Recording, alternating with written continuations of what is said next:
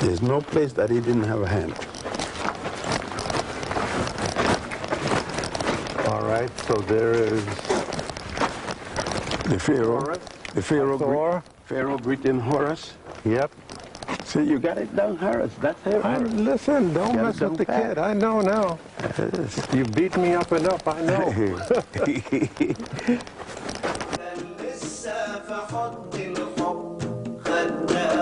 You will notice that the architecture is the same kind of thing with a quadrangle. And then you have your series of columns. The series of columns here follow the pattern that you will see in Abydos, the columns, the colonnades, as a part of the courtyard. You will see colonnades here as the same type of colonnades when you get to Luxor, in the temple at Luxor in Warit. You see the colonnades. In addition to being a place of worship and a place to document their stories and their religious stories, did the pharaohs and the priests live here? They live next to the palaces where they were going to be buried. What do you mean palaces? The king's palace was where the burial place would be, more than where they worship. They never lived where the worship temples were. Why haven't we seen any of the palaces? They don't survive? We haven't been to a mortuary palace yet. All the palaces we've gone thus far is worship temples. When we go to the West Bank, we have not been in the West Bank yet. Do you have any idea why these courtyards are so huge?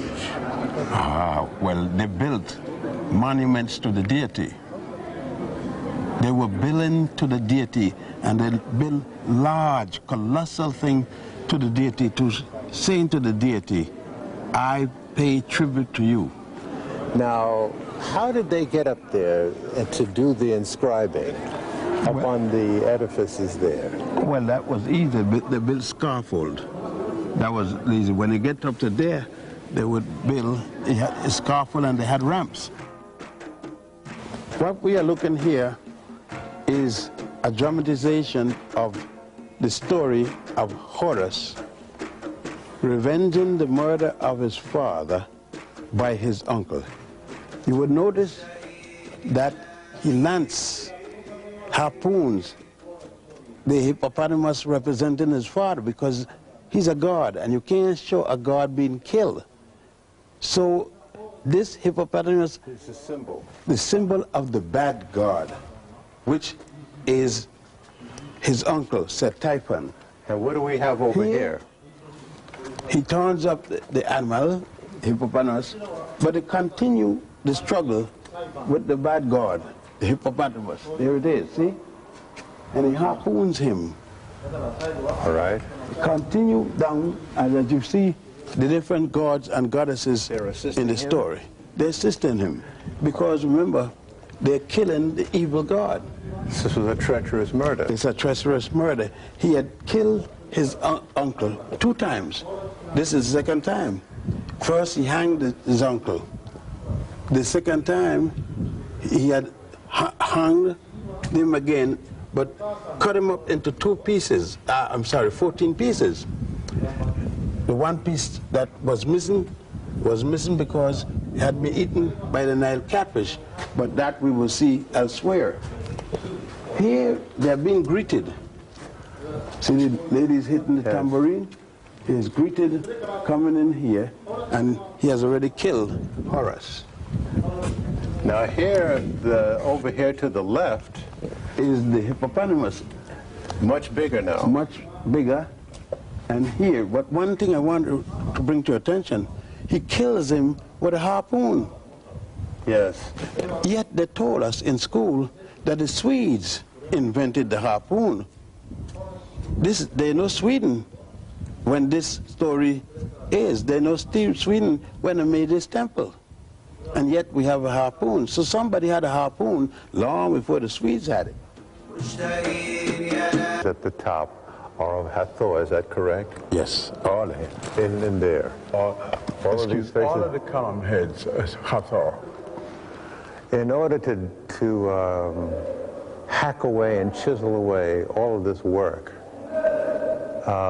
those who did it had to erect scaffolding. Most of them erected ladders because scaffolding, they didn't have as much material, but they had little scaffolding, but most of it was done with ladders. The point I'm trying to make is that it took a lot of effort. Oh, yes. To really do such damage to this magnificent temple. The time they took to do this, they could have built their own building. The point is that they condemned this building, they destroyed the things in there, and then used the building. They called the building pagan, and the people pagan and heathen and all that, but they used the same building that they condemn as pagan. Well, you can't show MGM movies in a Paramount building. They take some water and call it holy water, sprinkle it around, say a few prayers, and that make the pagan building become a good Christian building. Okay.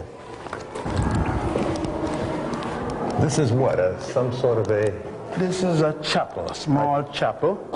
And as a matter of fact, it's a chapel of Goddess Nut. How do you spell that? N-U-T.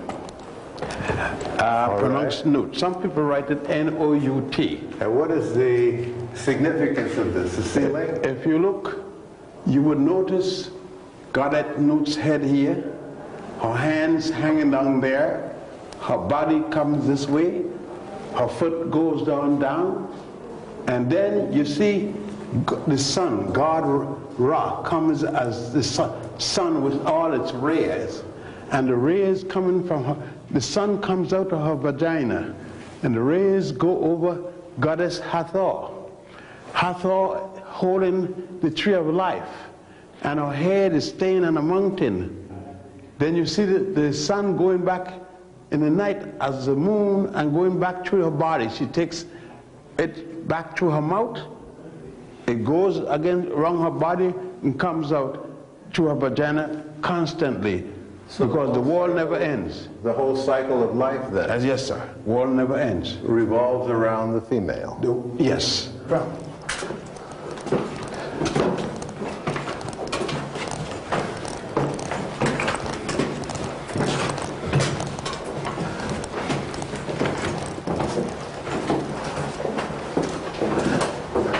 Out now. Oh boy.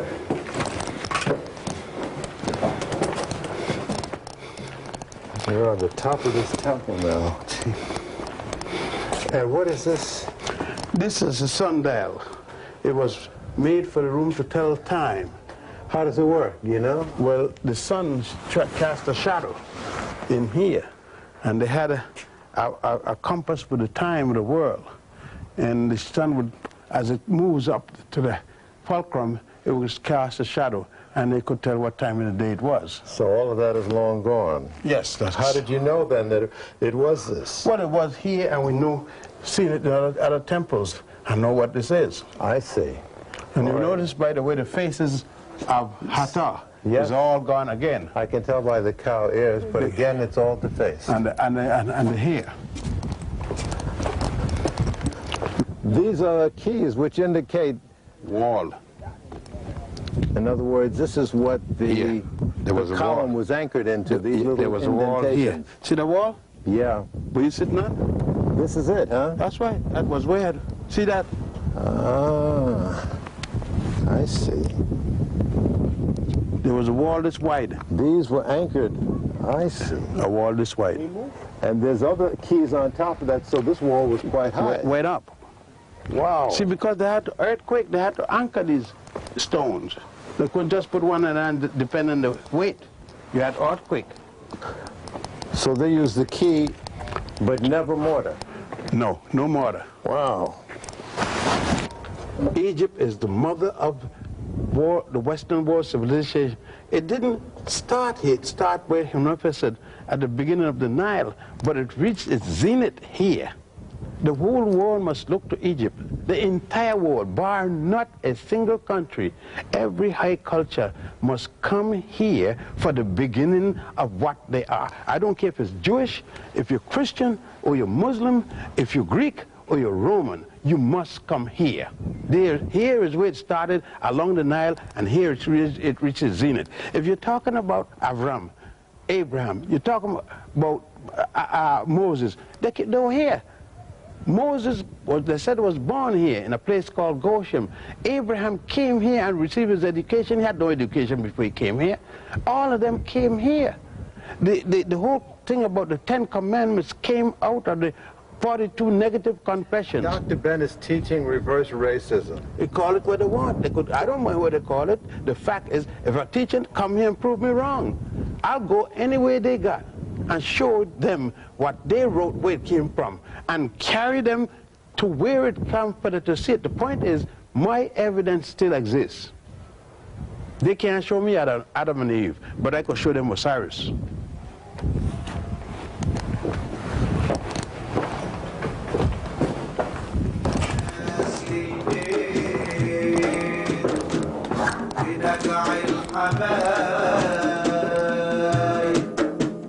Luxor, and set out across the Nile for the Valley of the Kings on the west bank. We passed through a small village and got a different kind of visual treat. It was market day. We got a chance to look at the everyday folk of today's Egypt.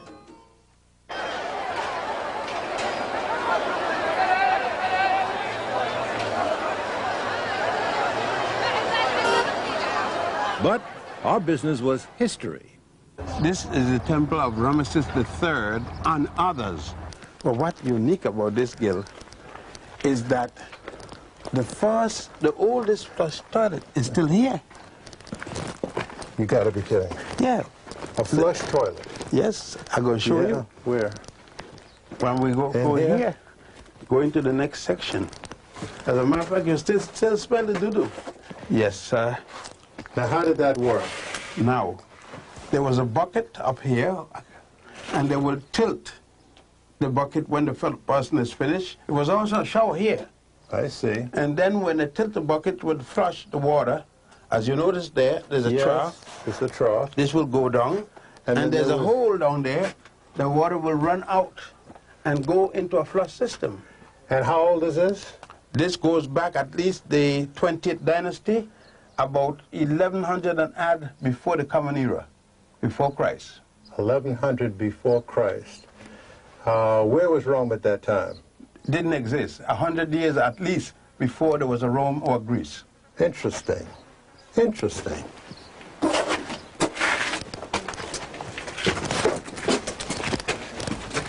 Now this is a side of the temple, Dr. Ben, but boy, is this dug out deep. Why? They did that to avoid destruction by the people who came and defaced temples. So they make this very deep. Even the attempt to deface it, in terms of this, that was done. By the way you got your hand, you just touch a scene from the Nile. See the different type of fish. There's a duck chasing the fish. That's right, and you can see the different types. I see. A mullet, a snapper, and so forth. But this was really designed to frustrate anybody who wanted to deface the property. In other words, they had experienced it already. Oh yes, he's come now in the 20th dynasty, Ramesses III. Ramesses he's in the III. 20th dynasty, and he's had at least all the way from the temples going back to the 17th dynasty, all the way has been So defaced. most of the figures in this temple then are cut deep like this. Oh yes. Oh yes. Okay, well then let's go inside the courtyard again.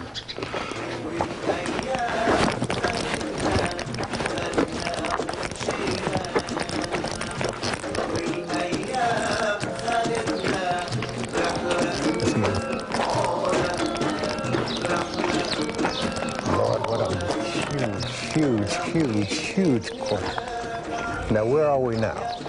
That is the colonnade with statues. Every one of those statues is a finger of Ramesses III. And you notice he used the same method of presenting himself and his sons as Ramesses II did. This is huge. Yes. This is just... It's colossal. Colossal. And when you consider, it goes all the way back in the gill. How long did it take to do this, and where did they get the stones from? Well, local stone. Back in Aswan? No, the marble, where you use marble, that came from Aswan. Where you use the limestone, it came from the local quarries.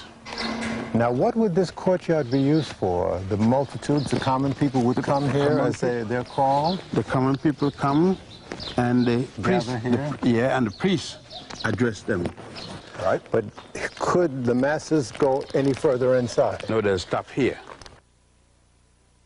Now, on the right here, on this wall, which is just off this huge courtyard, the faces they don't look African on the right here. Those are Asian people. Are these the invaders? These are the invaders. As a matter of fact... And they're bearing arms. Yeah, but they're not the invaders in this particular case because Ramesses went to Asia and fought them. They had invaded before. They're forced back, and now Ramesses pursue them, so that they are fighting now on Asian territory. All right, but now as you move further to the left, you see that they're actually meeting in combat here. One has a sword. You notice that the distinct difference in features. Well, as you move to the left, yes. Right. You then see where the two combatants meet together, you see one is an Asian and one is an African. You see African with long pleated hair. You notice the face, the facial, the nose and the lips, so you got no doubt. Yeah. And they're wrestling there? And they're wrestling, they're fighting. But some are falling, others are standing up. The battle is going on. The Africans fighting for Egypt and the Asians fighting for Persia. What is the significance of looking at this? The significance for me in this particular case is to show that there were Africans and the Egyptians were fighting as Africans, and they fought people as Asians. Showed us the remnants of a statue of Ramesses II, which weighed over 100,000 tons intact. We also saw workmen who were working to restore this funerary temple site. This funerary temple was where Ramesses II's corpse was prepared for burial. And Dr. Ben also showed us some Roman arches that weren't built by Romans. Those are archways for the granary. When the Pharaoh Ramesses II had his complex, for the men who were working here, they had a granary where they could store their food and everything. What is the significance of looking at this? The significance is looking at it to see that in architectural and art school today, they teach that these arches are Roman arches and are Greek arches. And these arches existed before there was a Rome or a Greece. Ramesses died in 1232 BC, and Rome or Greece wasn't built until at least 1000 BC. And then Dr. Ben threw us a curve. In the Valley of the Kings, he showed us a temple for a queen.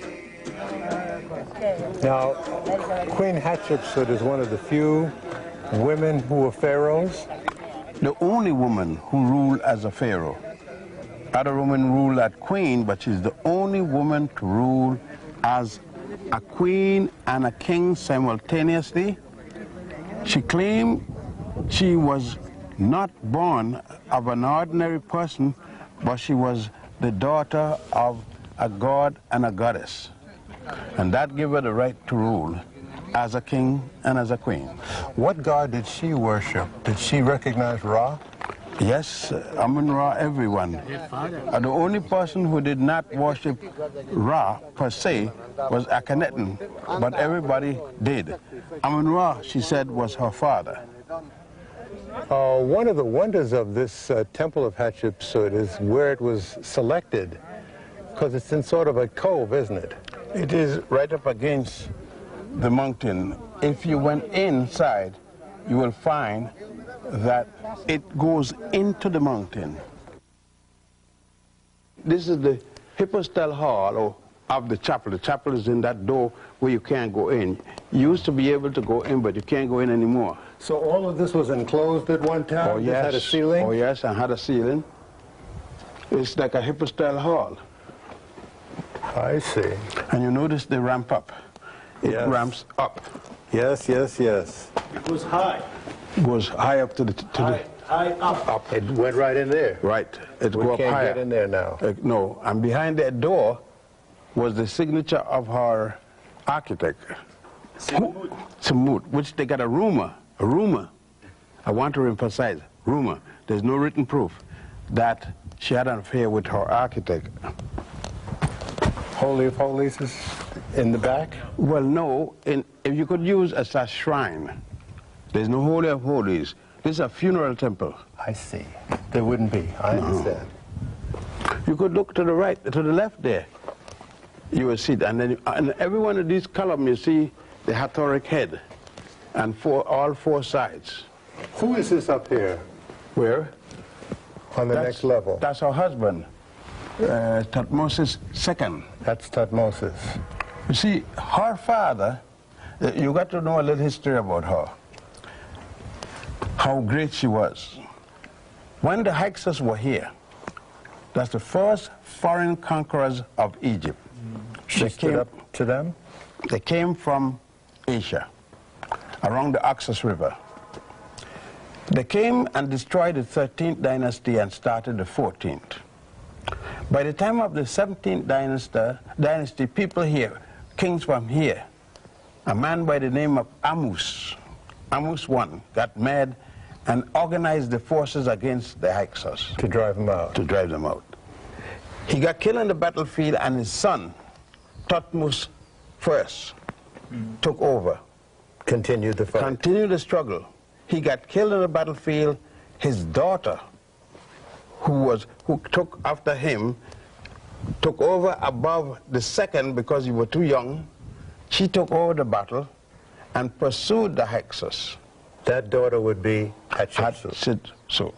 Makari Hatshepsut. She was a rough lady. She was a strong woman. She brought women in the government in certain positions, but she did not allow women to interfere with the priesthood, to go into the priesthood. They developed their own system called the priestess, but they were not allowed to participate with the men. Yes. A Nubian queen.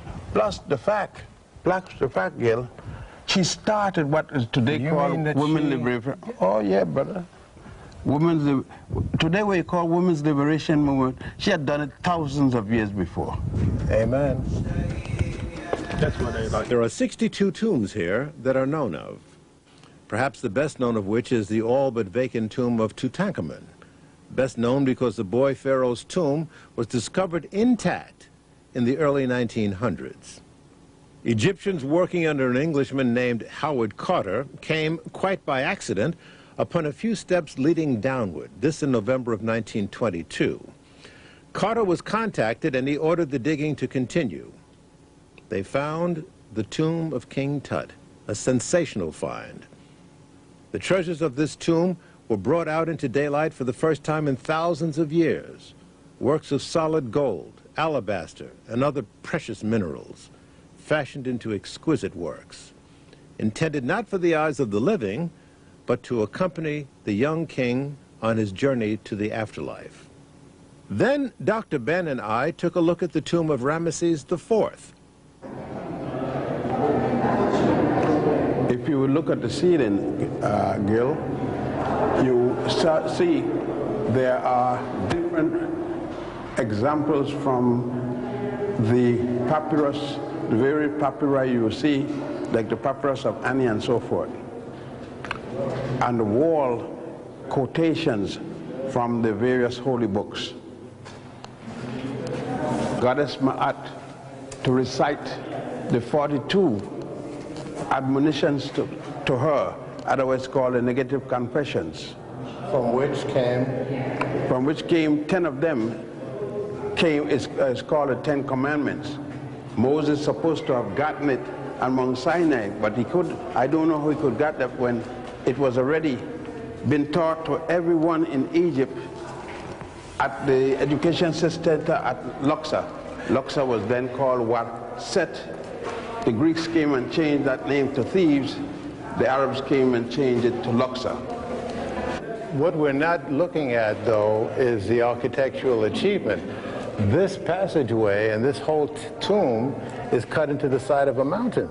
It's cut into the side of a mountain, and then it is smoothed, then it is carved, and then painted into the beautiful colors you see here. Wait, they had to know what they were doing as far as tolerance? They are the architects and engineers.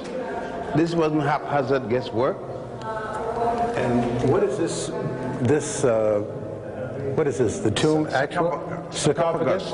And where the body was put into, hermetically sealed. That's the big one, and there was a smaller one inside of that big one. So plus the wrappings that the body was in, and kept the body for thousands of years. And this is the tomb of Ramesses IV. Ramesses IV, one of the Ramesside kings. The Valley of the Kings looks down on a flatlands area that is almost level with the Nile River. And in this area stands the huge colossus of the pharaoh Amenhotep III. This pharaoh sired a son who would have a major impact on the religious concepts of succeeding civilizations, because this son, Amenhotep IV, also known as Akhenaten, formulated the concept of one supreme god, known as monotheism. These gigantic colossus were carved out of a single piece of sandstone. Dr. Ben and his accompanying guide talked to me about these colossus. Why are these colossus so far away from the Valley of the Kings? Yes, they were in front of the temple, funerary temple. At that time, being 18th dynasty, they have been constructed temples so far to mislead the grave robbers. Tell me something. Do you ever have the feeling that they haven't found all the tombs?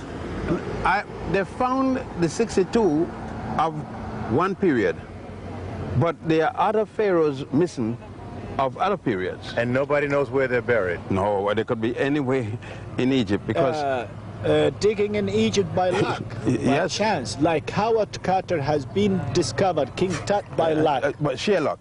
As a matter of fact, it was Sheikh Abdul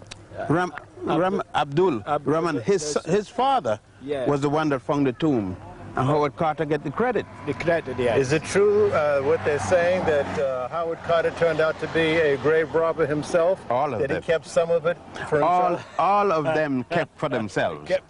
And they sold to museums, and they kept for themselves, and they sold to museums. But they blamed the people who were equally robbing the tombs. But when they robbed the tombs, they didn't keep the monuments, the artifacts to themselves. Somebody got it, and they don't have it, so somebody got it. Dr. Ben told us that most tombs and funerary temples, where the bodies are readied for burial, were located on the west bank of the Nile because the sun sets in the west.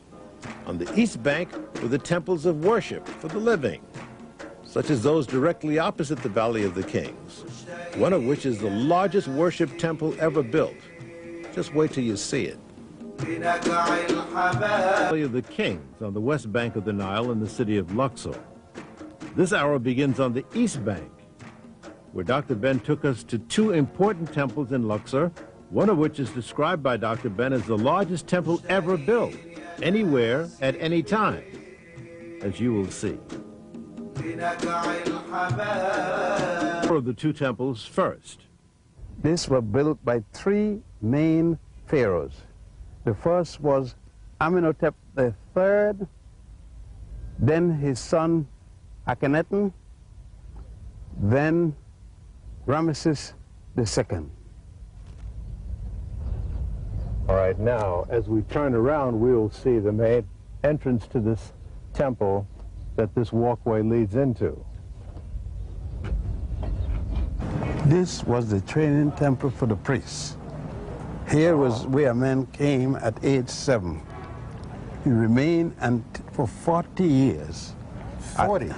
Yes, to complete. The training of the priest took 40 years.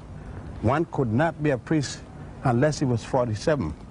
What could entail such a long period of study? He learned the 7 liberal arts, engineering, science, mathematics, medicine, law, theology, you name it. The people didn't come here.